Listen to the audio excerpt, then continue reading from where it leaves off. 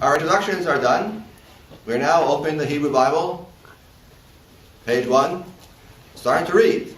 So that's the first thing we find. We have a creation story. So that's our first task today, is to begin our discussion of these phenomenal, fantastic early stories in the book of Genesis. So all modern Bible scholars agree that Genesis opens with not one, but two creation stories. Now, I need to say right away up front, if you are a traditionalist Jew or a traditionalist Christian committed to the belief in the unitary composition of the Torah, and you believe it was written by one person at one moment under divine inspiration or not, I'll leave that point aside, but it was composed by one mind at one moment in time, then of course you will disagree with what I just said and what I'm about to say for the rest of this lecture. You will say, what two accounts? There aren't two accounts, there's one account. I don't understand what you're talking about. Two chapters, yeah, chapter 1 and chapter 2. That's not two accounts, it's just one story, told in one way the first time, then told in a slightly different way the other time, but clearly they're meant to be complementary. That's a good thing you can do during section. With our section leaders, is to ask, is that a viable way to read Scripture? For many Jews and Christians, the answer is yes. However, we modern Bible scholars are convinced that the answer is no. We modern Bible scholars are convinced that a natural, simple, plain reading of the text, just read what it says and take it seriously for what it says, that we will discover that we seem to have two accounts, wherein the sequence differs and much of the content differs, and to some extent the style differs, leading us to the conclusion that we have two different creation accounts. I will come back to this fundamental problem in a moment. What are these two accounts? First account is Genesis chapter 1, and first a little bit of chapter 2. Whoever divided the chapters was not aware of the modern Bible scholarly division between two accounts, and consequently put the chapter division in the wrong place. So when I say chapter 1, I mean chapter 1 and the first little bit of chapter 2, and then when I say the second account, I mean the rest of chapter 2, and then onward. First creation account, the famous 7 days of creation, climaxing in the seventh day, which is the Sabbath. That's creation story number 1. Creation story number 2 is the climaxing in the creation of Eve, the story of Adam, Eve, and the apple. It wasn't really an apple, right? It was just a fruit. Right. Adam, Eve, the apple, the snake, and the Garden of Eden. And then the story continues from there. That's story number 2.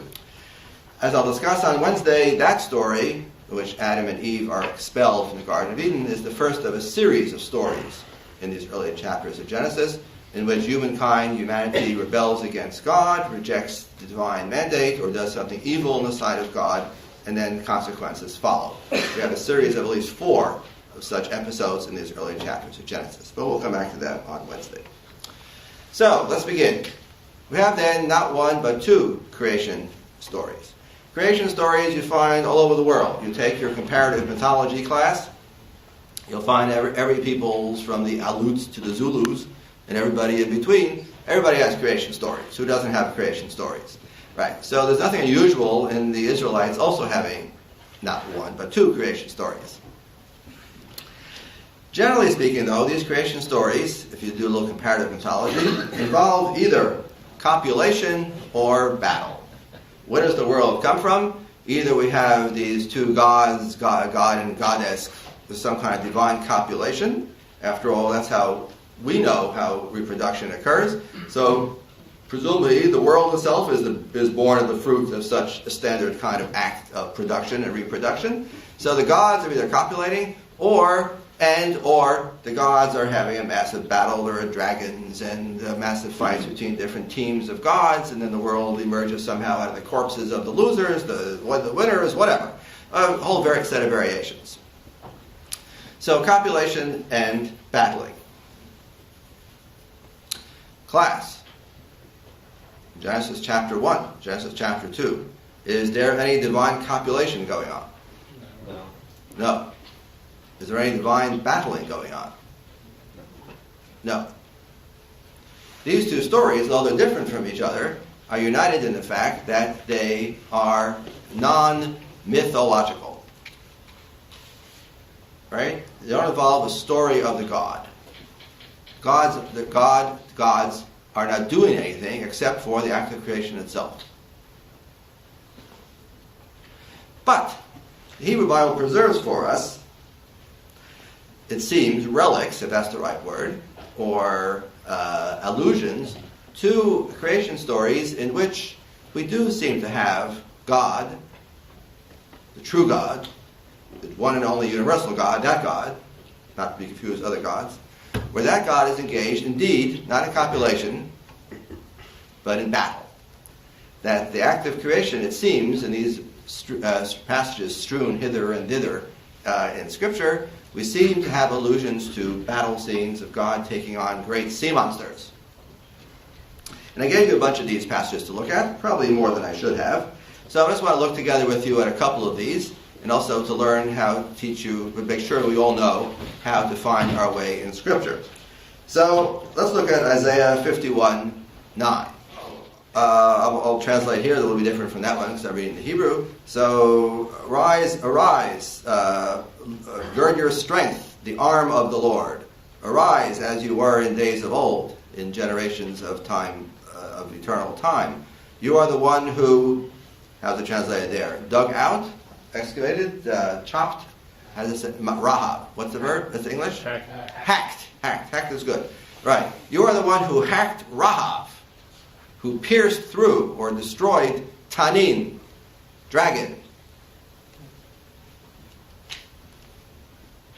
Right? The poet, the prophet, is singing of God's divine might. Right? God's arm is so powerful that in times of yore, God destroyed, hacked, chopped, brutalized Rahab, and not to mention Rahab, but also Tanin in the next verse. And you are the one, you, second person feminine, addressing the arm of the Lord. You are the one who dried up Yam. Yam is the Hebrew word for sea. You dried up sea, right? The waters of the great deep. Tahom. Remember the word Tahom, the abyss. We'll see that word in Genesis chapter 1 in just a moment. You are the one who dried up Yam, the waters of the great deep, who did something to the depths of the water, the path by which those who are redeemed will pass. What is that talking about? Moses. Presumably the Exodus story. Right? That the Exodus story, which if you don't know what this is, that's fine. We'll get there in a couple of weeks. The climax of the Exodus story, the Israelites leave the land of Egypt, which they had been enslaved. They passed through the waters, and God had dried up the sea before them so they could pass through on dry land. When they get to the other side, the waters return and destroy their enemies. Okay, and similarly then the prophet goes on to say, and those redeemed of the Lord shall return, shall come to Zion with singing. What is Zion? Zion is Jerusalem. Zion is the poetic name for Jerusalem. Right? The poets don't like the word Jerusalem, they like the word Zion. They shall return to Zion in singing and with the great rejoicing on their heads, rejoicing and rejoicing and rejoicing. Okay. So what do we see in this passage? So the passage is singing about the great power of God, that God can hack down, strike down Rahab, Tanin, dragon, can dry up the sea. Right? God is in control of these elements, just as God did it of old. Similarly, and God did it for those redeemed from Egypt, so too understood the passage is saying, God will do it for those who are to return to Jerusalem, to Zion. This being written in the exilic period. I can mention that word casually, right? When is the exilic period? The exilic period, when is that? 587. Good. 587 BCE is the exile. What? Timeline. Turn back to your timeline. That's why we gave you a timeline. Lecture 2, you have a timeline. All right, it will sink in, but you got to work with me here on this. Right, the exilic period at 587 BC, the Israelites are exiled to, the Judeans are exiled to Babylon. Then they return from Babylon and rebuild the second temple in the late 6th century BCE. And we think Isaiah the author of this chapter, of chapter 51 of Isaiah, is not the Isaiah of the 8th century BCE. We think he's an anonymous prophet who's living during the exilic period, perhaps even in the Persian period. Well, another one to remember. Persian period. End of the 6th century, 5th century BCE. After the Babylonians come the Persians. We think he's alive in the Persian period. Maybe. Actually, that's debated. Either Babylonian or Persian period.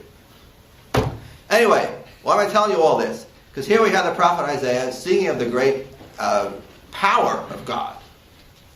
That God can take on Rahab, take on dragon, take on sea, just as God did so of old and won. Similarly, the prophet is suggesting God can take on Israel's depressed situation now and bring about redemption for the Judeans.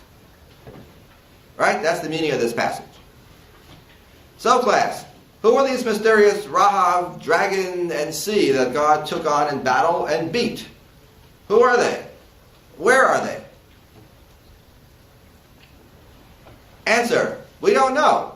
Except that Scripture has like a dozen of these scriptural references scattered here, there, and thither. I gave you a bunch on your syllabus to show that when biblical authors wax poetic, wax ecstatic about praising divine power, they often trot out Rahab. What is the word Rahab? I don't know. Seems to be some kind of monster. Primordial monster destroyed by the power of God in creation eons ago, as the prophet says. So, back to our lecture notes. So I won't go through all the passages, but hopefully you can at least look at a bunch of them and see. What they all have in common, they all are in the prophetic books, or the book of Job. These are books of high poetry. So, what do we make of this, class? Do we conclude from this that parallel to Genesis 1 and 2, there were circulating other creation accounts in ancient Israel? Creation accounts that in fact are bloody stories of conquest and battle in which God takes on these monsters, beats them, destroys them, hacks them, and creates the world? Shall we conclude that, class?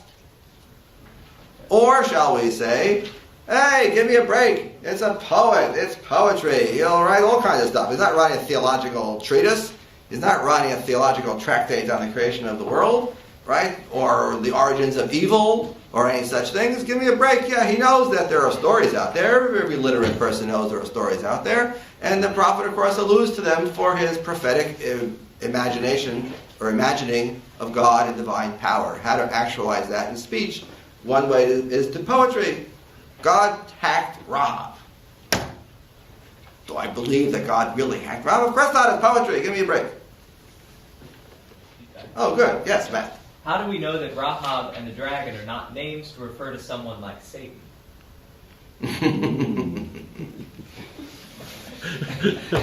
Good question. Well, if you are a cosmic dualist, right, in which you are convinced that the reason this world is such a lousy place is because it's under the control of demons, elements, powers, and the rest, all trotted out by Paul in various passages, right? If you believe that, then you might say, aha, I know who Rahab and Tanin and Yam are. They are old man Satan dressed up in different guises, right? Locked in this eternal cosmic struggle with God, the principle of good, the principle of justice. And it's very possible there is some kind of connection, right? That through subterranean memory, these Rahab and monsters, the opponents of God in the act of creation, maybe do feed in later centuries later into a cosmic dualist view of the world. I don't exclude that. However, I think in terms of ancient Israelite theology, I think the burden of proof would be upon you to demonstrate that there is a connection between these views, and I don't think you'll find it. I don't think you'll find evidence for it. So it's not impossible, nothing's impossible, but it's not likely in the absence of evidence. The cosmic dualist view of the world, in which this world is seen to be the province of the domain of evil forces, such that we need to escape and to make sure our allegiance is with the good God, the powers of light, the powers of truth, etc. That view you find in ancient Judaism, but you've got to wait a while. It's probably the last centuries BCE. just before the emergence of Christianity in the 1st century CE, that you will find that view attested very clearly in Jewish texts. Probably because the standard view of reward and punishment has been exhausted. The standard view of divine control of the world, which I spoke about last time, right? That view simply ran out of steam. It clearly is not working. And all the tweaking you can do, at the end of the day, it doesn't work. That takes, that's down the road a piece still. But you have to, but it's an interesting thing to think about, these mysterious passages about Rahab and Tanin who take on God in battle and lose. Do we know anything about the historical lives of the prophets? There is about historical lives of the prophets, only insofar as they tell us. We'll talk about prophets in several weeks down the road. So this mysterious anonymous prophet, the author of Isaiah chapter 51, we modern scholars say he's not the same as the first Isaiah. The author of Isaiah chapter 1 through 39 is not the same as the author of chapter 40 through 66. We know that because we modern scholars are very smart and have convinced ourselves of this fact. But having said that, we don't have a name, we don't have a biography, we don't have a social setting, we don't have nothing. We don't know anything. Later, Jews and Christians will feel a lacuna in the lives of the prophets, and there is a book that was written in the Byzantine times called Lives of the Prophets, in which they make up all kinds of great stories and burial places for the prophets, because it seems unseemly we have these great men of God, and yet we don't know anything about them. But they don't know anything about 2nd Isaiah. That's something which the Byzantine book doesn't know. In brief, the answer is no, unless they tell us. So, Genesis chapter 1 and chapter 2 don't have that exciting story of God taking on Rahab and dragon and sea and beating them to bits, chopping them to bits, or drying them up, or whatever.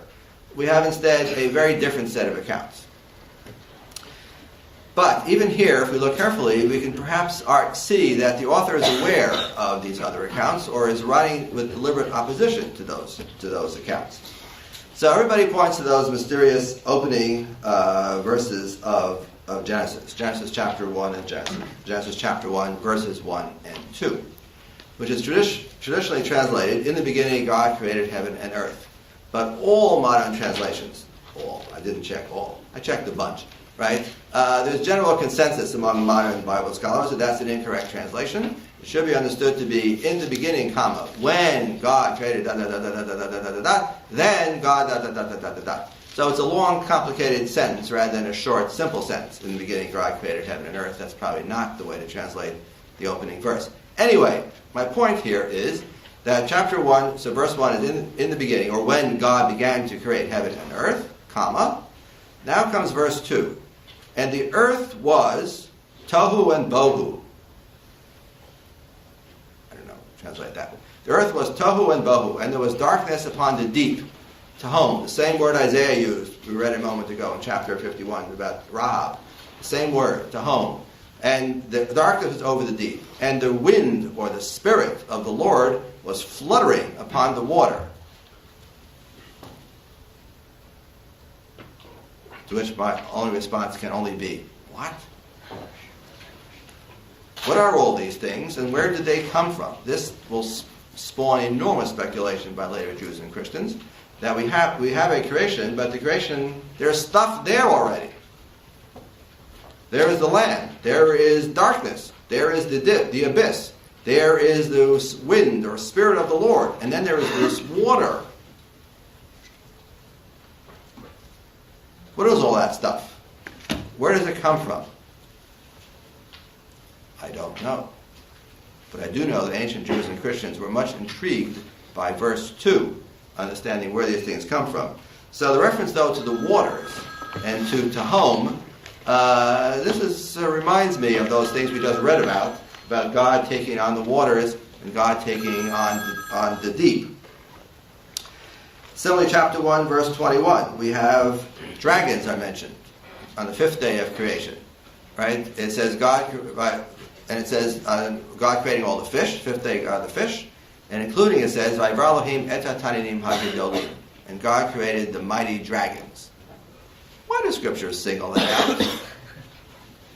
Probably because the author wants you to know, I know about those stories about those dragons, and trust me, they don't got any content. They're nothing.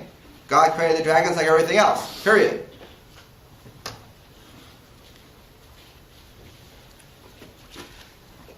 Then we have this mysterious plural in Genesis chapter 1, verse 26 that already was asked about. What's going on there? Is this a relic of, again, some mythological account of many gods at work? Or what? The standard explanation is, this is, as I've already mentioned, this is God talking to his royal court. No king does anything all by himself. Kings always have officers and ministers galore. So similarly, God, at the climax of creation, Genesis chapter 1, right, is about to create Adam. So God doesn't do it by himself. God has assistants, an army of assistants, like any king, worthy of his name. So it's also not mythological.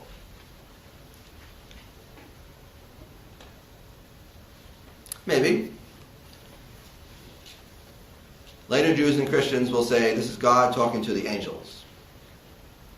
It's a small problem with that. Where are the angels? Where do they come from? When are they created? Answer, they're not. They're omitted by Genesis chapter 1 and 2. There are no angels being created. So how does God create Adam with angels? There aren't any angels yet. They have to posit that the angels come from somewhere else. But then you're in trouble. So I'm not sure what to do. Maybe this is also a relic of some more complicated mythological account. When we turn to Genesis chapter 2, we don't really have mythology here. We'll talk about that in a second. We seem to have, as Kugel says, folklore relics. With magic trees and talking snakes. It sounds like folklore to me, more so than, let's say, than mythology. But we'll go back to that snake, if not today, then next time.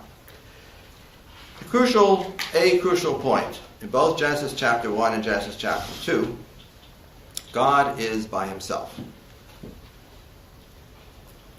Except for chapter 1, verse 26, that mysterious plural, God is acting entirely on his own in both accounts.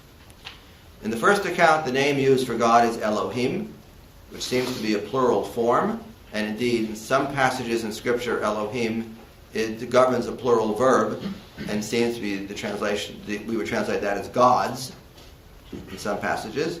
But in most passages, in fact the vast majority, Elohim, even though it looks like a plural noun, governs a singular verb. It's a singular thing. It's a singular thing, but it's also a masculine thing. The verb that Elohim governs is always masculine. Small footnote. In English, you can't tell gender by a verb. English is relatively ungendered language, which explains why you can have egalitarian theology in English. If you're thinking in Hebrew, it's very hard to have egalitarian theology because Hebrew is a highly gendered language. Nouns, verbs, everything is gendered. It's either masculine or feminine. There's no neuter in Hebrew either, as in some languages. Like Greek has masculine, feminine, and neuter. Hebrew only has masculine and feminine. Everything's either masculine or feminine. It's all binary. Everything is gendered. So the noun for God is not only a singular noun, it's also a masculine noun. It raises the interesting question, if God is masculine from the point of view of grammar, is God also male? And if God is male, then of course, the next question is, well, where's the female? So people scour the scriptures looking for evidence that once upon a time the ancient Israelites thought that God had a female consort. The evidence for that, as you might suspect, is disputed, tricky, mysterious, hard to interpret. We have to look outside the Bible for references, not only some inscriptions, which maybe, as one book put it, God has a wife. The important point is in Genesis chapter 1 and Genesis chapter 2, God is masculine, God is singular, but there is no feminine deity consort anywhere in sight, nor are there any other gods anywhere in sight. That's what we mean when we say this account is non-mythological. There are no stories about this God, he just is.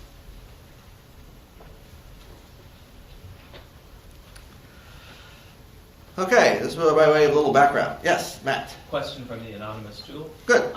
You've used the words folklore relic and mythological relic. Is there a difference? Yes, I'm using them differently. I guess I should take Mythology 101 to work out my theoretical basis for this distinction, which I never did. But by mythology, I mean specifically stories about the gods. When we tell mythology, then, Zeus and Apollo one day did X.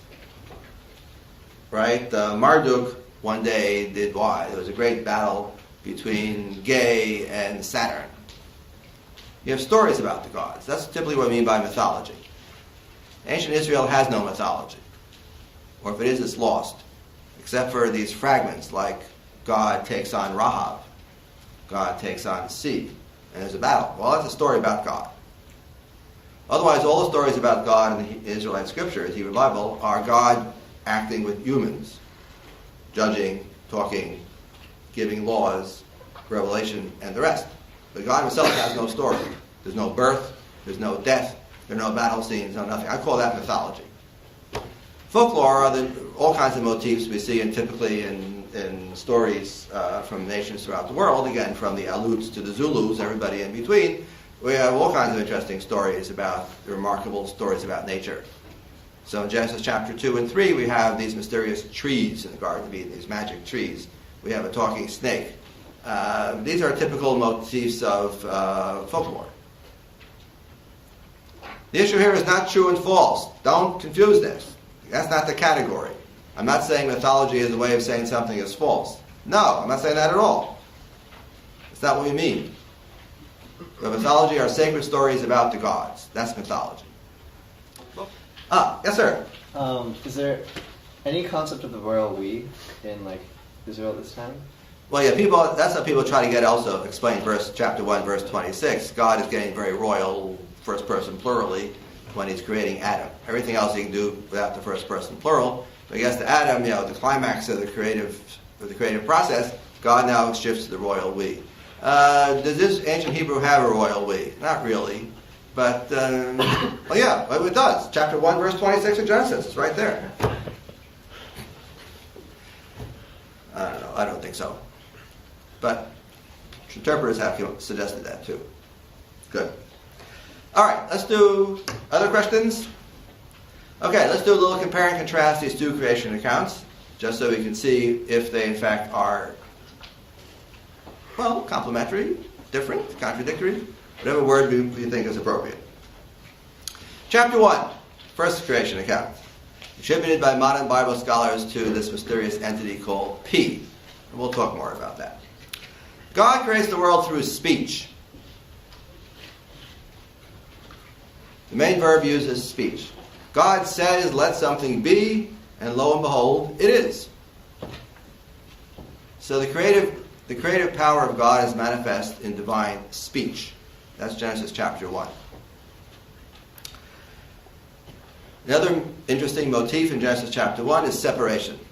The world is chaos, and God imposes order by separating that which is mumble-jumbled together and needs to be separated to make distinct. God makes distinct what previously is indistinct.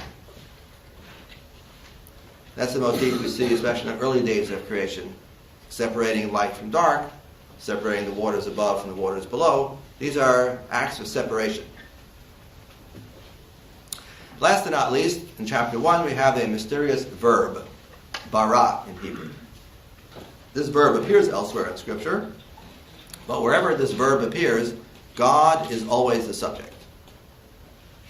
You and I don't do bara. That's God. God does bara. You and I do all kinds of other things.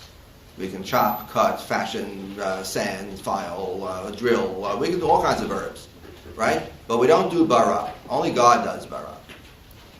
Put it together, chapter 1 seems to have a rather, sometimes we call it a philosophical view of God, which the act of creation clearly is not akin to the act that you and I take a block of wood and make something out of it. Nothing like that at all. It's completely different. Whereas chapter 2 is very much the divine craftsman, the divine carpenter, the divine carver, right? God takes, with the creation of Adam, he takes some mud, puts it together, blows air into it, and poof, the creature comes alive. Which is it seems completely different in conception. what we have in chapter 1. We call chapter 1 philosophical, abstract.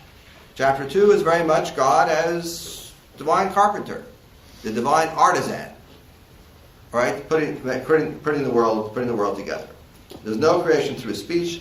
There's no mysterious verb bara. And there's none of this philosophical stuff. Is this a contradiction, class? No, it's not a contradiction. Are they different? Yes, they're different. The God of chapter 2, whom we attribute to this mysterious source called J, and we'll come back to these things many times, is anthropomorphic. I said he's a divine carpenter. Presumably he walks and talks. He does things. I guess he has hands and arms. That's how he makes things. Right? He is anthropopathic. He has the same emotions as humans, as we'll discover in subsequent chapters. This God gets angry. This God can be happy. It's hard to imagine the God of chapter 1 being angry. I'm not sure what to imagine that God of chapter 1. It's hard to imagine what that God is. Whereas in chapter 2, this God is like a human, only infinitely more powerful. But fundamentally, a humanoid. Or anthropomorphic, anthropopathic in chapter 2.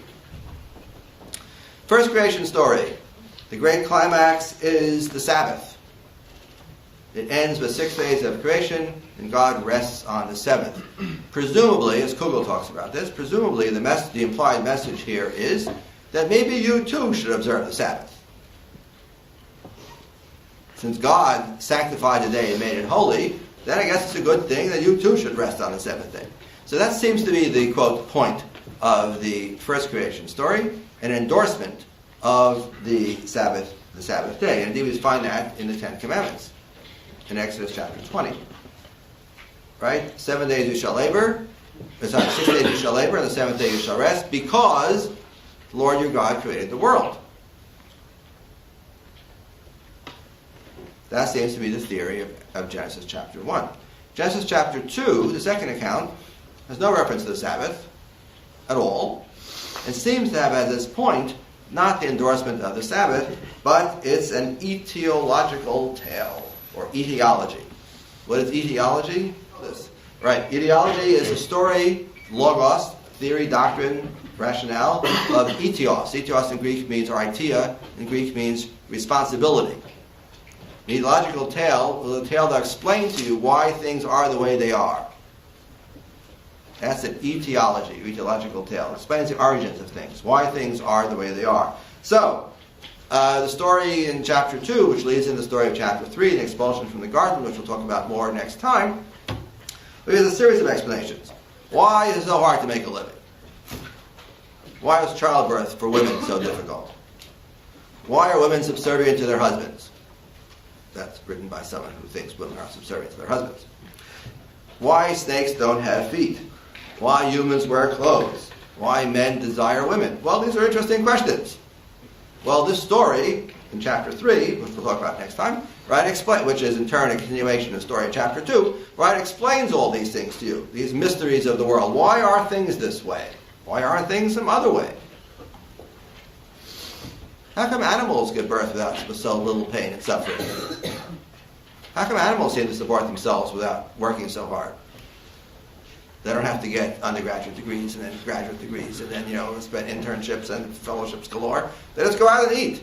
How come? Why is it so much more difficult for us? Well, the story explains it.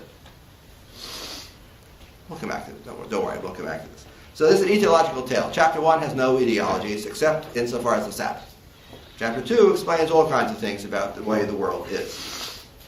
Last but not least, the major contrast, of course, is where we put Adam. First man, primordial human. Right. Where is Adam? How do we understand who or what Adam is? In the first creation story, chapter 1, Adam comes on day 6. Right? This is the end point. Right? All of creation is pointing towards this moment. Right? Of God creating humans. And humans, of course, are said to be created in the image of God. Whatever that means exactly, endlessly disputed by interpreters. What exactly does that mean? The key point, though, is humans come at the climax of creation in the image of God, unlike all other creatures that God has created. Only humans are in the image of God. This represents the climactic endpoint of the creative process, followed by the Sabbath. In chapter 2, we have no reference to image of God. And Adam, it seems, if we read the sequence straight along, seems to be created at the very beginning. And after God creates Adam, then God creates all kinds of other creatures, brings them to Adam. Adam gives them names. So again, another etiological tale. Where do these names come from? Answer, they come from Adam. Right? And then Adam tries them all out and sees that none of them is a suitable companion. That's when God gets the bright idea. Okay, I guess I'll have to create something new, and I'll create woman. That's where women come from. Right? So the first woman comes out of Adam, even though all subsequent human beings come out of woman. Right? But the first woman herself comes out of Adam. That's chapter 2. Chapter 1 has none of that. Chapter 1 instead has, on this gender question, an extraordinarily cryptic and difficult verse, where it says that God created Adam in his image. In the image of God, he created them. So now I'm completely confused. Adam, one person, two persons, or as some ancient interpreters thought, this was a hermaphroditic person. A hermaphrodite, right? Half male, half female. Or somehow male, female blended together, which subsequently get separated. Remember separation? Genesis chapter 1, separation. So it's not an absurd rendering, an absurd possibility. But the key point here is that in chapter 1, Adam emerges as human, climax at the end of creation, male and female. Chapter 2, Adam is male. Adam looks around, sees there's no suitable companion for himself, and then God creates woman, Eve, out of Adam. Put it together. Are these contradictory accounts? Well, yeah, if you want to push this pretty hard, I would say we have a contradiction here. Is Adam at the beginning, Adam at the end? Is Adam male and female, or is Adam male only? Right? Is Adam the image of God or not? Seems to be inconsistent accounts. Have no fear, our ancient Jewish and Christian readers found ways to reconcile all this, but they have to labor very hard. Surely, that's an important word for Shia Cohen. Surely means I'm not sure at all. Surely means I'm making it up. Surely means I have no evidence at all. But I'm covering my nakedness by saying surely. Surely, it is much simpler to say we have two parallel, separate accounts which are simply inconsistent with each other. Okay, last big point. Here I'm going to end with a point with which I'll begin on Wednesday. Why does the Torah begin with this material, these stories? The creation story of chapter 1, the creation story of chapter 2, Adam and Eve in the Garden of Eden, chapter 3, Cain and Abel, chapter 4, right? As we move ahead, then genealogies, and then the flood story in chapter 5 and 6, and so on. Moving ahead into the flood, chapter 6, 7.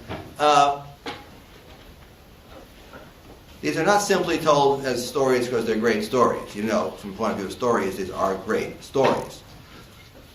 No, the point of that is to emphasize that there is a God, and if there is a God, it means the Bible is saying there is also a moral order, which is one of the big points of the Hebrew Scriptures as a whole. The creation story serves not simply to glorify divine power, which it does, not simply to explain how things are the way they are, which it does, but also helps to explain that there is a demand for righteousness. The world is not a chaotic assemblage of this and that. Rather, there is a moral order which is built into the cosmos, which is one of the big points of the Hebrew Scriptures. And when the other places in the Bible allude to the creation, this is almost always the point which we are trying to make. The fact that God is a creator God and that the world is his creation means that the world stands in some moral relationship with God. Okay, my time's really up. I will pick up on this point on Wednesday, and we'll continue to look at the other stories, opening stories of the book of Genesis.